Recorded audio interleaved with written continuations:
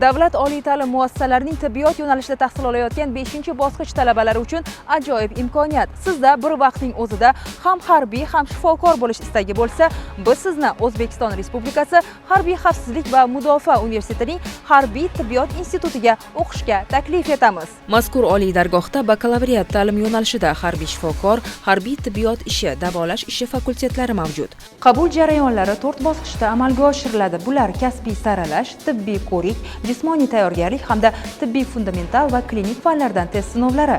Harbiy tibbiyot institutiga kursantlar grant asosida o'qishga qabul qilinib, ular oylik stipendiya, mavsumiy kiyim-kechak, yotoqxona va oziq-ovqat bilan ta'minlanadi. Harbiy tibbiyot institutini bitirgan kursantlarga harbiy shifokor bakalavr diplomi hamda tibbiy xizmat leytenanti unvoni beriladi. Bundan tashqari internatura, magistratura hamda klinik ordinatura bosqichini tamomlagan kursantlar doktorantura bosqichida o'qishni davom ettirishi mumkin.